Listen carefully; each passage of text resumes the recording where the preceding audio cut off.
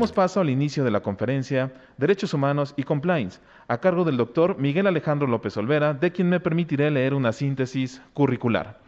Es licenciado en Derecho por el Centro de Estudios Universitarios, maestro en Derecho por la Facultad de Derecho de la Universidad Nacional Autónoma de México, doctor en Derecho por la Facultad de Derecho de la Universidad de Buenos Aires, Argentina.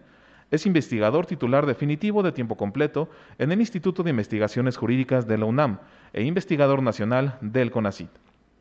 Autor de más de 100 artículos sobre temas de derecho, publicados en libros y revistas especializados. Es autor de los libros Técnica Legislativa, Tratado de la Facultad Reglamentaria, La Instancia Administrativa, publicado en Argentina, La Responsabilidad Administrativa de los Servidores Públicos en México y El Control de Convencionalidad en la Administración Pública, por mencionar algunos. Es coautor de los libros Elementos de Técnica Legislativa, Derecho Administrativo del Estado de Hidalgo, Estructura y Estilo en las Resoluciones Judiciales, Facultad Reglamentaria Municipal y Nuevos Paradigmas Constitucionales. Es coordinador de 15 libros. Ha dictado conferencias y cursos en diferentes instituciones de nuestro país y en Argentina, en Brasil, en Colombia, en Cuba, en Ecuador, en El Salvador y en España. Es miembro honorario de la Asociación Nicaragüense de Derecho Administrativo, miembro del Foro Iberoamericano de Derecho Administrativo, miembro de la Asociación Iberoamericana de Derecho Administrativo, miembro fundador de la Asociación Internacional de Derecho Administrativo, miembro fundador de la Asociación Mexicana de Derecho Administrativo, miembro fundador del Capítulo México de la Organización Europea de Derecho Público, miembro corresponsal de la Sociedad Cubana de Derecho Constitucional y Administrativo de la Unión Nacional de Juristas de Cuba y miembro de la Red Internacional de Bienes Públicos. Doctor Miguel Alejandro López Olvera, sea usted bienvenido.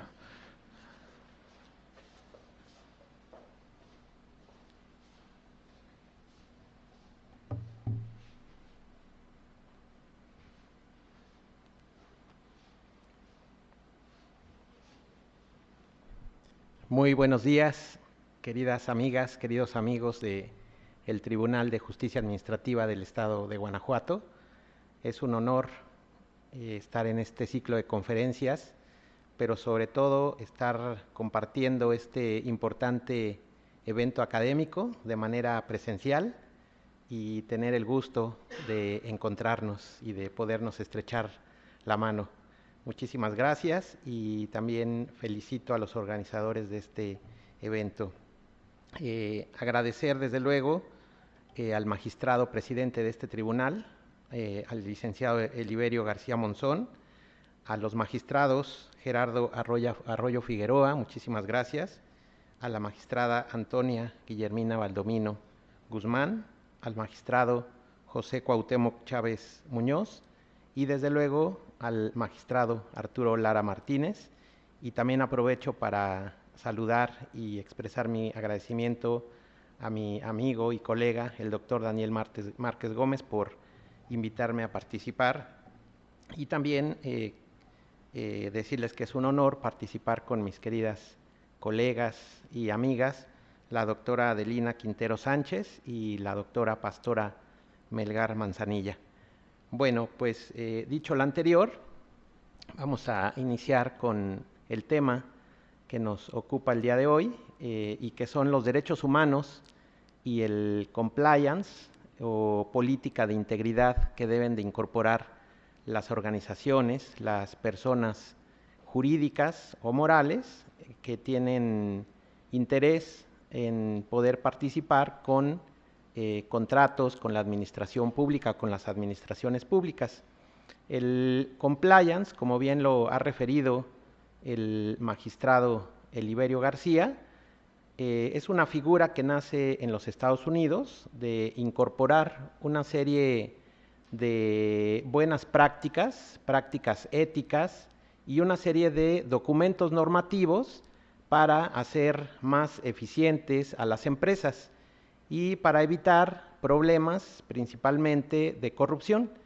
Sin embargo, recordemos que desde el año de 1966, que la Organización de las Naciones Unidas incorpora a través de los pactos internacionales de derechos civiles y políticos, sociales, económicos y culturales, una serie de derechos humanos a los diferentes estados que firman estos documentos. En el año de 1980 y 1981 nuestro país firma estos documentos y también la Convención Americana de Derechos Humanos. Sin embargo, también debemos recordar que en la década de los 80 se empieza a incorporar a los estados la denominada política neoliberal, que incluye la privatización de diferentes actividades que en principio están a cargo del Estado. Y entonces podemos observar en este fenómeno, no solamente en nuestro país, sino en el mundo, en el que se van desprendiendo para que sean realizadas por entes particulares, actividades que en principio quedarían a cargo del Estado.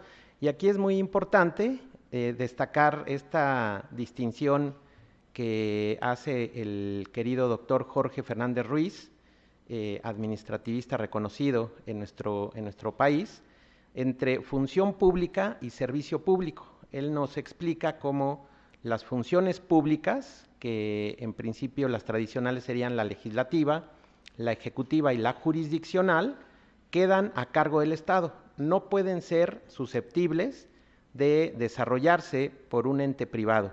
Y nos explica que también a lo largo de los años se han venido a incorporar otras actividades al catálogo de funciones públicas, a lo que él le denomina funciones públicas emergentes, dentro de las cuales estarían la función pública monetaria, la función pública electoral, la función pública de fiscalización y la función pública de verificación. Y entonces él nos explica que la distinción entre estas categorías, función pública, solamente puede ser realizada o desarrollada por un ente público estatal, ¿no? En específico por la administración pública y en la actualidad también por órganos constitucionales autónomos. En cambio, los servicios públicos son actividades que después de una decisión legislativa del Congreso pueden ser desarrolladas o prestadas por una empresa privada, por un particular. Observamos que esta tendencia se va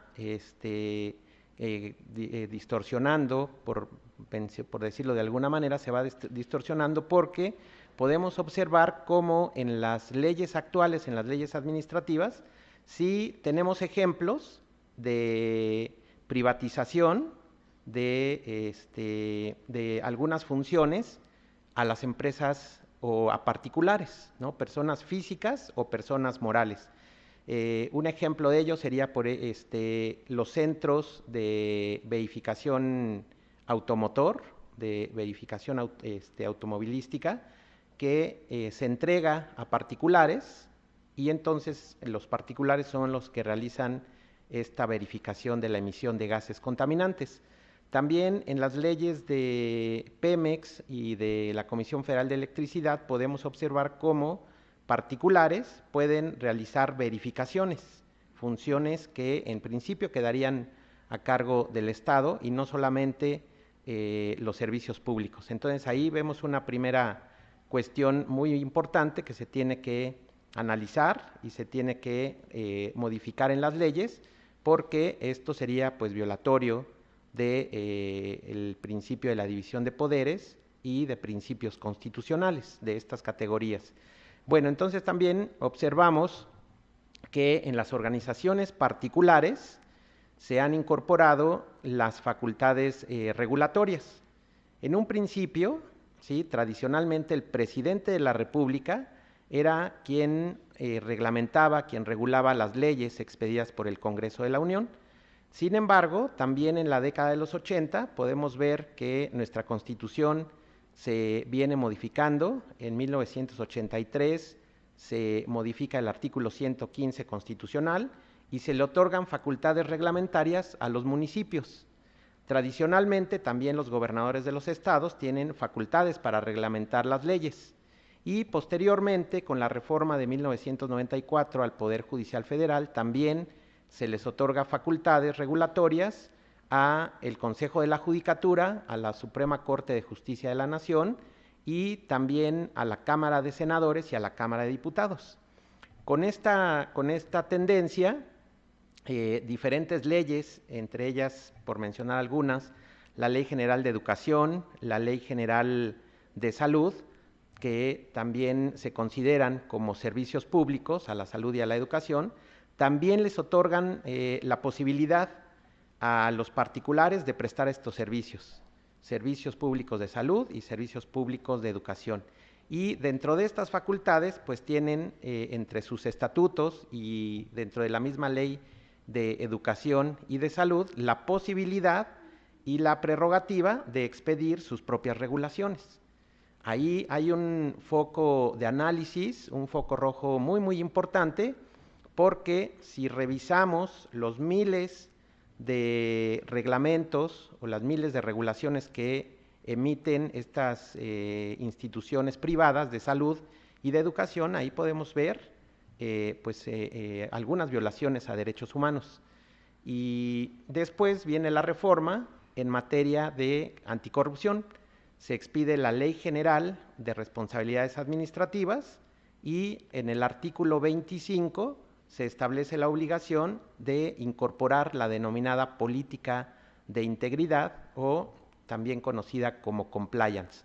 Estas directivas provienen de diversos instrumentos internacionales, entre ellos las recomendaciones de la Organización para la Economía, para la Cooperación y el Desarrollo Económicos, la OCDE, que recomienda incorporar dentro de las buenas prácticas de las empresas su política de integridad normativa. El nuevo TEMEC también en el capítulo de contratación pública también recomienda y obliga a los 3 países a que incorporen su política de integridad. Entonces vemos cómo las funciones que en principio quedarían a cargo del Estado o las actividades que en principio quedarían a cargo del Estado ahora son desarrolladas por un particular. Sin embargo, lo que observamos es que estas empresas van regulando o van dándole contenido a los instrumentos que establece el artículo 25 específicamente de la Ley General de Responsabilidades Administrativas, pero sin el debido control que sí se establece o que sí contienen los instrumentos que emite el Estado. Y vamos haciendo un paralelo de cómo se van expidiendo las regulaciones a cargo de los órganos estatales. Recordemos que en nuestro sistema jurídico tenemos vigente el principio de la división de poderes, el cual en una de sus vertientes señala que tienen que existir pesos y contrapesos, equilibrios para que no se concentre el poder en una sola persona o corporación. Esto lo podemos observar en el procedimiento de expedición de regulaciones a cargo de los diferentes poderes y órganos estatales. En el caso del presidente de la República, hay un funcionario, un órgano que propone la regulación, que hace el proyecto de reglamento o el proyecto de regulación. Y después pasa por un primer control, que son las áreas jurídicas. En el caso de las empresas, no observamos que exista en el interior, dentro de sus estatutos o de sus manuales, una cadena o una serie de etapas que vayan revisando el contenido de estas regulaciones que tienen que expedir las propias empresas y los particulares. Bueno, después hay una primera revisión que hace la Comisión Nacional de Mejora Regulatoria.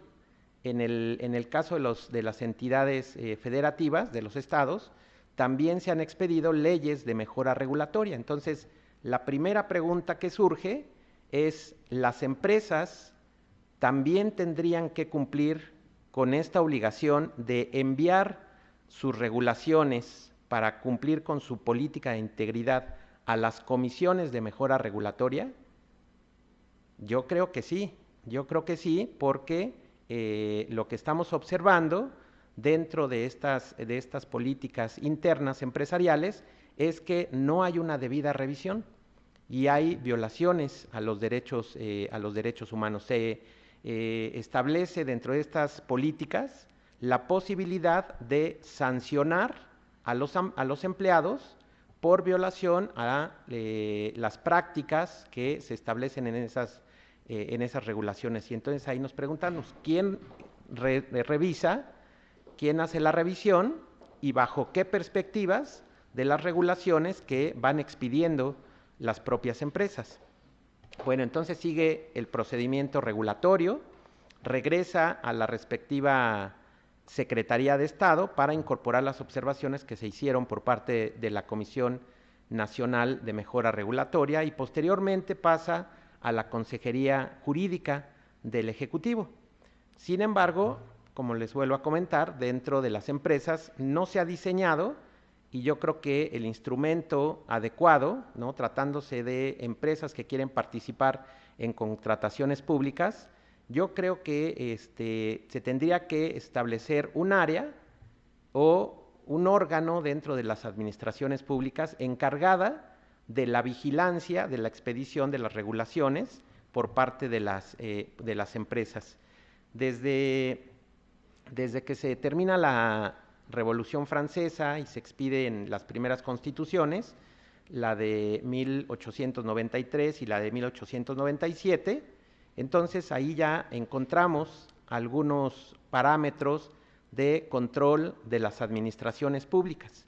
Y creo que es muy importante que en estas regulaciones, en estas políticas de integridad, también se encargue de la vigilancia a la administración pública, porque finalmente se trata de actividades que tienen un interés general, un interés social, ¿no? Las empresas le construyen obra pública o le ofrecen sus servicios o le venden bienes al Estado, pero en beneficio del interés general, del interés social. Y entonces creo que es muy importante que dentro de las administraciones públicas, podría ser dentro de las secretarías de la Contraloría o de la Función Pública, que también existiera un órgano encargado de la revisión de estas regulaciones. Y entonces comentábamos que a lo largo de los años se han incorporado diferentes perspectivas de control de la administración pública. Inicialmente era el control de la legalidad, en el denominado estado de legalidad. Después, cuando se consagra el denominado Estado de Derecho, entonces ya la Constitución se vuelve un parámetro de control de las actividades de los órganos estatales. Y después de la Segunda Guerra Mundial, cuando ya se incorpora el concepto derechos humanos o derechos fundamentales a las constituciones de los diferentes estados, entonces también ya podemos observar que hay un control bajo la perspectiva de los derechos humanos.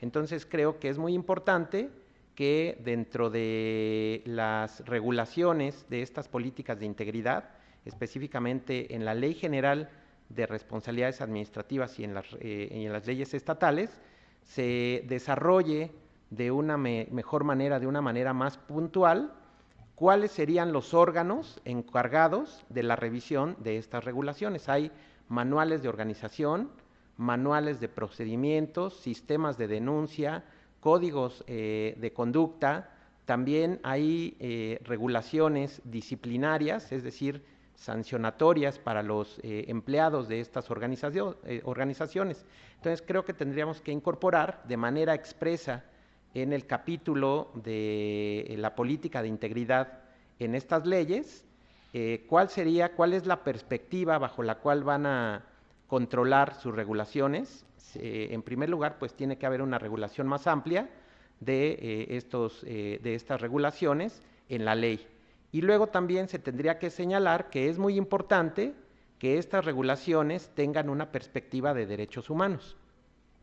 Bueno, comentábamos que estas regulaciones vienen de una recomendación y de obligaciones de tratados internacionales, pero también debemos dejar en claro que los instrumentos internacionales en materia de derechos humanos no solo obligan al Estado, sino que también obligan a los particulares a cumplir y a tutelar los derechos humanos de sus empleados y de los terceros que interactúan. Y ahí podemos observar que hay algunos vacíos, algunas lagunas en la legislación.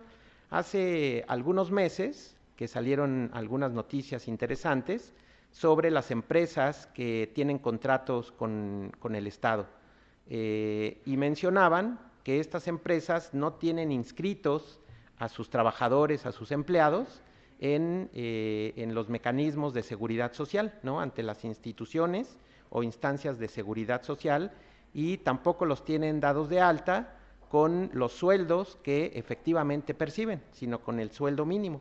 Y entonces, como las leyes de contratación pública, la ley de adquisiciones o la ley de obras públicas o las políticas, bases y lineamientos en materia de contratación pública no lo establecen, al momento de hacer una licitación, cuando se recibe la documentación por parte de las empresas participantes, los órganos encargados de hacer esa licitación no observan que estas empresas que tengan al corriente a sus empleados en estas instituciones, ¿no? Y entonces ahí podemos observar que es un área de oportunidad para poder exigir a estas empresas, sobre todo a las empresas transnacionales y a las empresas más grandes, que cumplan con su deber de tutela de derechos humanos para con sus empleados.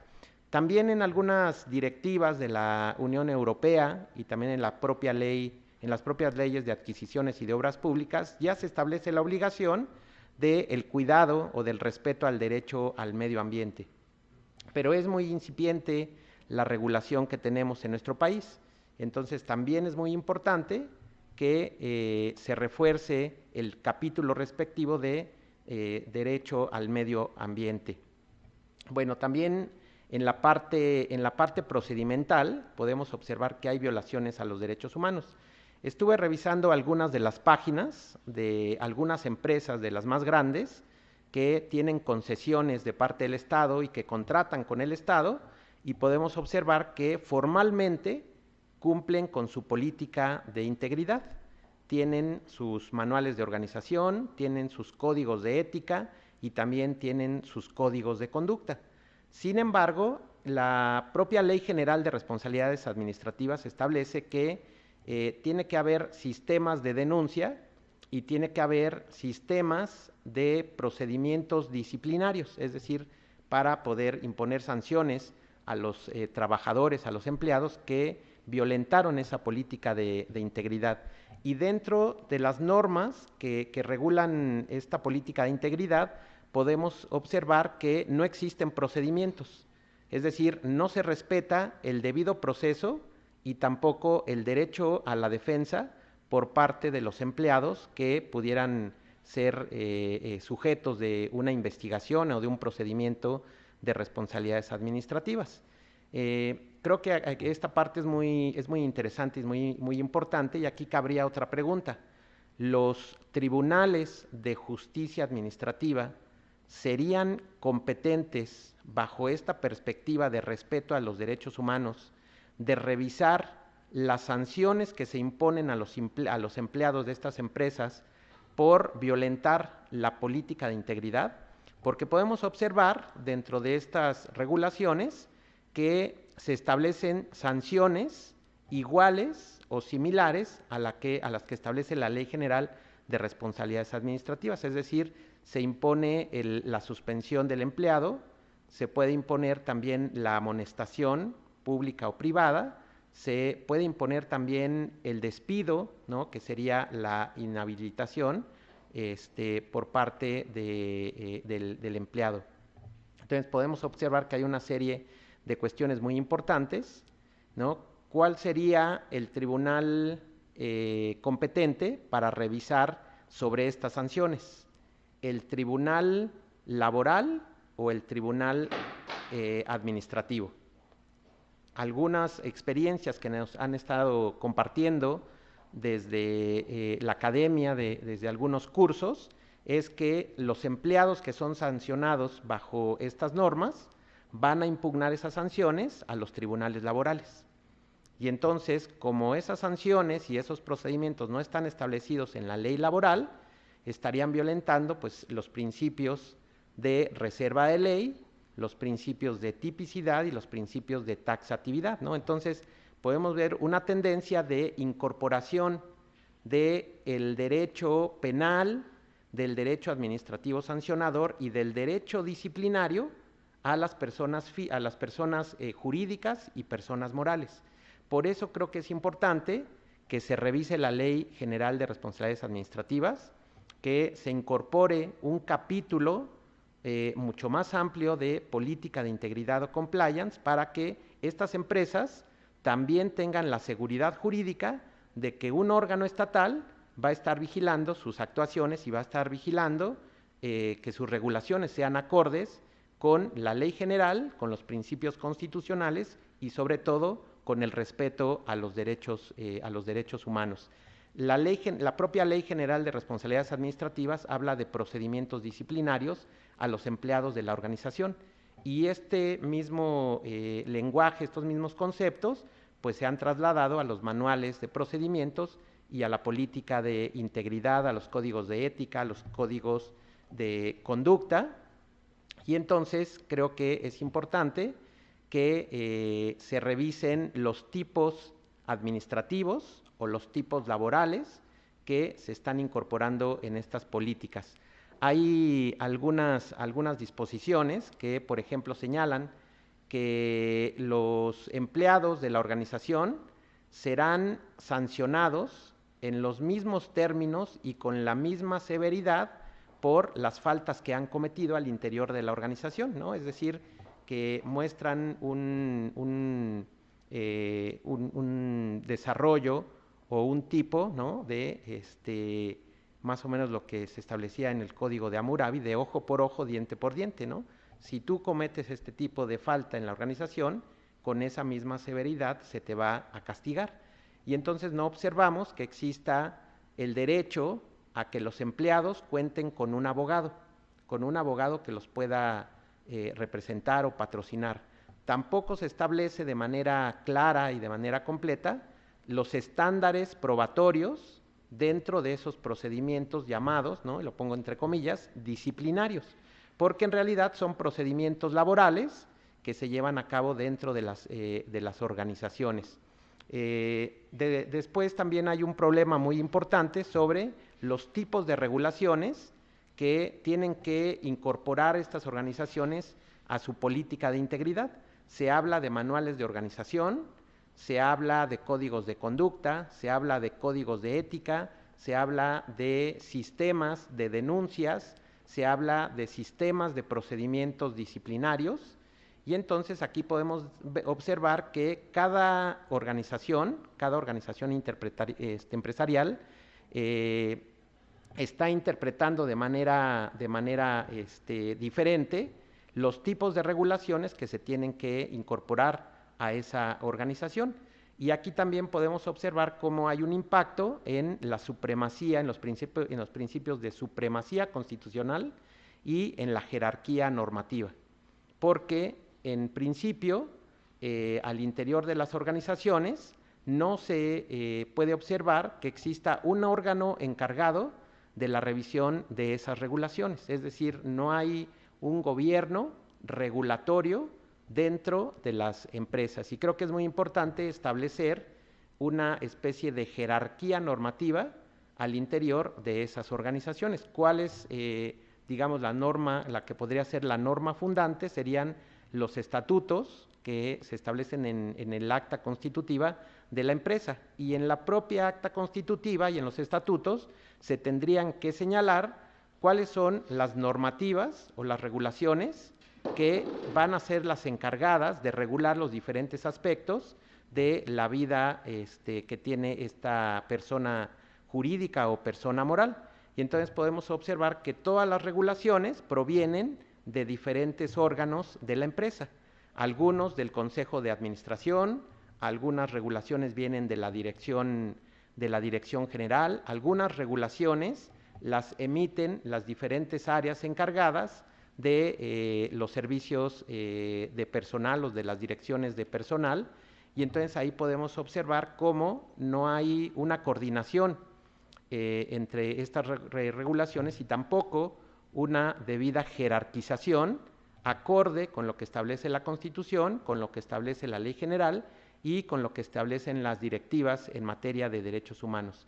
Hay una crítica que se hace en esta materia porque efectivamente los tratados en materia de derechos humanos pareciera que no abarcan a las organizaciones empresariales, a las organizaciones privadas, que solamente los tratados comerciales o las regulaciones de la OCDE, por ejemplo, solo serían obligatorias para estas personas jurídicas o morales. Sin embargo, creo que en el estado actual de las cosas podemos afirmar que los tratados en materia de derechos humanos también son obligatorias para las personas privadas, para las personas físicas o las personas morales. La Corte Interamericana ha señalado que los estados pueden ser responsables por la falta de vigilancia en el cumplimiento de la tutela de derechos humanos por parte de las personas particulares. Y entonces aquí observamos que en cualquier momento podemos ser sujetos de una responsabilidad internacional por la falta de vigilancia en el cumplimiento de los derechos humanos de estas políticas de integridad. ¿Cuál sería la conclusión para ir cerrando? Bueno, establecer de manera adecuada en la Ley General de Responsabilidades Administrativas un capítulo donde se establezca los órganos estatales encargados de la vigilancia de las regulaciones que emiten las personas físicas y las personas morales. Modificar las leyes de contratación pública, es decir, la ley de adquisiciones y la ley de obra pública, y en nuestra opinión, lo ideal sería expedir un Código Nacional de Contrataciones Públicas donde se regule en un capítulo la parte de la política de integridad de estas personas físicas o morales. Consideramos que también se tiene que crear un sistema nacional de contrataciones públicas que sea complementario y acorde a los sistemas nacional anticorrupción, nacional de fiscalización, nacional de transparencia y acceso a la información pública, para que el círculo virtuoso que es cerrado y que también estas personas físicas, personas jurídicas y morales cumplan con su deber de tutela de los derechos humanos. Pues les agradezco muchísimo su atención. Es un honor participar en este ciclo de conferencias denominadas Compliance y estoy a sus órdenes. Muy buen día y muchas gracias.